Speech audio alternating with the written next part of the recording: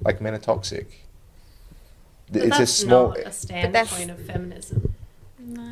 No, I don't know about that now. Like, if you consume any amount of social media, like a lot of the stuff on there is really ruthless and just like nasty. It's really not about empowerment at all. It's about shitting on men.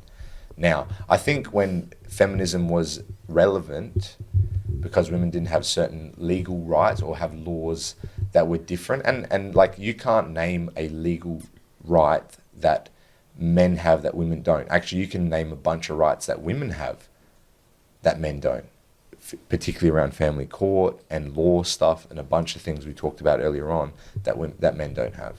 Access to resources because you're a female, all of these things to do with legality and that type of thing. So I don't think feminism is serving any purpose anymore besides creating division between men and women. I don't think that it's positive. I think the initial point of it was absolutely positive because there was actual legal things to change. Giving them the ability to vote, owning land, all of these types of things. It's no longer about that anymore because you've got all the same rights as men you've had for a while, for probably about 60 years.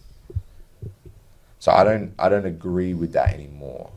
I think initially you're right, but I don't think that's the case anymore. I just think it's more like a propagandic type thing that really causes friction between marriage, between men and women, and doesn't lead to marriage. It leads to a lot of single people. And like, you can go in conspiracy shit and stuff like that. Like, why do we do that in the West? Why do we do that in capitalist systems? Why? Well, it leads to financial reasons.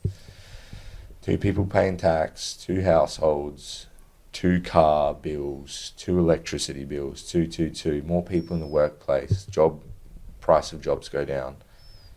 You save money as a large corporation. Oh shit, there's other reasons to life. Yeah, there is. And you can see it as a conspiracy. You can see it as just a natural thing that happened without control that just spiraled into that. Yeah, there's a lot of speculation on why. But yeah, I don't know. I don't think that's positive at all, that stuff. Where did we start with, though? Because I think I kind of went on a tangent about feminism. You did go. Yeah. I can't remember that. Okay. You went on a tangent I know we're talking about men and women and feminism and like the rights. You said something about rights. That's why I went there. Yeah, but like, yeah, you went on a tangent that I don't really want to touch that. I don't want to go into that. It's too late in the evening for that. Yeah. I would get too passionate about it. And it's just, You can get passionate. It's absolutely okay to disagree. Absolutely okay. There's no issue with that. Like, everyone's been super respectful and fair. Like, I know I dominate the microphone. I'm sorry. Really? I don't know. I'm just trying to. Haven't noticed that. Trying to answer questions. Does anyone have any other questions or anything they want to ask? Because I think you asked. It was about like, would you date? The main question was that, and somehow I got onto feminism. Sorry, guys. Sorry, guys. I would not date that, and that's what I was saying. I think women have generally been more okay with that in the past. Women are more okay with sharing their male partners. Women are more okay with this, and this. Not all of them, but it's way more common for that to happen. Men do it now, and a lot of them do it out of necessity, because if they said no, they wouldn't have a partner at all. But like, I think women have always shared the most desired men always, and they still do, and they always will. And it's the dynamic of dating. And this is something that's extremely controversial, particularly in the West. It's not as controversial in other parts of the world. It's almost accepted that like those types of guys are not going to be monogamous, and they might say that they are, but they are not, or they openly say, I'm not going to be monogamous, and their partners accept it because they know the type of individual they're dealing with. And I think a lot of women want that type of guy, but they don't understand what it requires. I'm not talking like everybody, but that 1% of guy that's an athlete, that's a this, that's a that, that's in oil and gas, that's making multi-millions and blah, blah, blah. These guys do not care what you think. They do not care what you want, because they have all the leverage. You can't tell that guy, hey, no, you're not going out, this and that. He will just find another person that's just as beautiful, that's just as amazing, that's just as compliant, that's just as whatever, because they can. And it's not fair, but that's the reality of the world. Just like I can't start an OnlyFans at 18, sell my pictures of my feet and make 10 grand a month.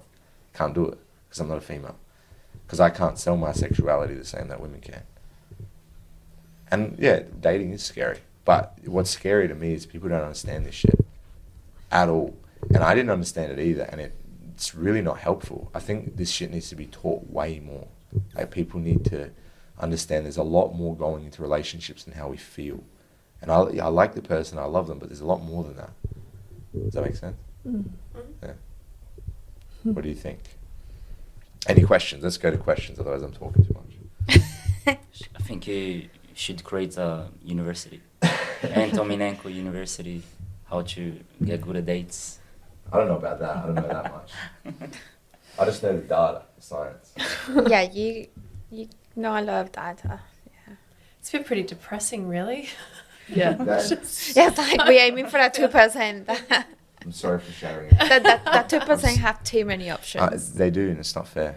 But that's like a girl at 23, 24. She's got all the options too. She just didn't. Yeah, but you gotta realize that, like, you ask us like an ideal, and that would be. But then, as women, we like to compromise. Like, I'm not saying I'm not gonna date a guy who doesn't end the same as me, or a guy who, for example, like doesn't look as fit. It's hard to compromise though, because it never works.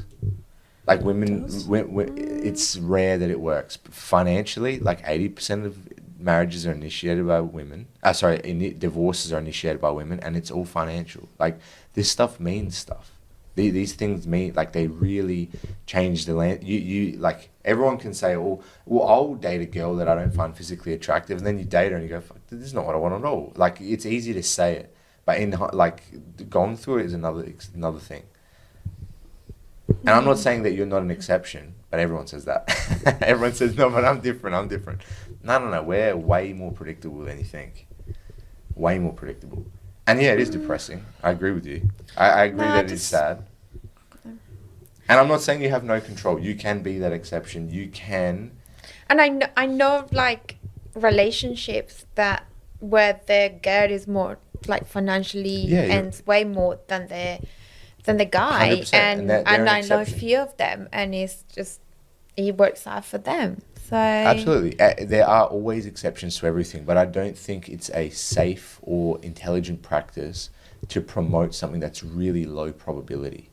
Like, if I had a 2% chance of finding a wife, a marriage and kids, if I just sat in this place all day, didn't work, claimed unemployment benefits, got super fat and ate Cheetos, would it be smart for me to do that if I want to have kids and have a family? Of course, you gotta align what you're doing. Like, if everyone has a dream and everyone wants has some goals, but like, what are you doing to get there? Yeah, you're right. And that's like, you gotta take action, and it comes to relationship. So it's the same. Like, if you want, find a right partner, you gotta get yourself out there, and you gotta deal with rejection and things like that all the time. I agree, but one of the foundational things that comes to maintaining long-term relationships is generally the man being the providing and or leadership role. If they're not providing, they're generally not in the leadership role, and it generally leads to the end of the relationship. Is that all the time? Absolutely not. But I think it's silly to pursue a guy that you knowingly makes less money than you, because it's going to cause conflict. That's probably going to damage a relationship. Probably. I'm not saying that's always the case. For most women, are you drawing a direct correlation, though, with how much someone earns as to the definition of their masculinity? No. Because what you're sort of saying is that if they don't earn enough, they're not in the masculine role in the relationship. So can they be in the masculine role regardless of their salary? They can be. Yeah. Absolutely. But it's rare. It's very rare. It's way less common. Yeah. Why are women initiating divorce over finances? Where do these? Yeah, I've never seen those stats, so I can't verify. There's two different stats. There's an Australian. They all come from like law firms, so which is quite accurate. So there's an Australian one, and this is the one that found 80%. There's also a US one that I could bring up now. It's called like the Whiteley Law Firm in the US. Now, it's a US statistic, but it's very, very close. In the US, it's 70% of divorces are initiated by women, and it's like the majority, I don't know the exact percentile, but the majority of them, so way over half, is because of financial reasons. And I think the second one is irreconcilable differences or something like that.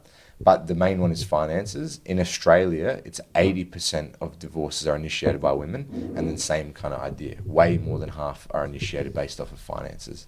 So, and yeah, these are from like law firms that deal with all this type of thing, and it's corroborated with different law firms and all this stuff. So it's quite an accurate statistic. But I'm just saying, like, I'm not saying that you can't work it out or a guy's masculinity is defined by his achievements in the world. Actually, not true. I do believe that a guy's masculinity is defined by his achievements in the world, what he gives back to the community and society. It doesn't have to be financial, but for the most part, finances are a large predicator of that too. Like, as you become somebody in the world and in society, you generally earn money with that for the most part. So finances are a massive indicator for whether relationships work. For example, here's another statistic. Once you hit the threshold of $250,000 a year, which is a US statistic, your chances of divorce drop from 65% to 20%. Finances and your ability to provide security to women. Is that if you're a man? If you're a man, correct. Correct. Again, like, because we are very different evolutionary, men don't look for financial stability in women. They look for compliance. They look for softness, femininity, not being argumentative, regular sex, not being a hoe, not going out all the time, blah, blah, blah. Which, like you said, can you find that in the West as a guy? Pretty difficult.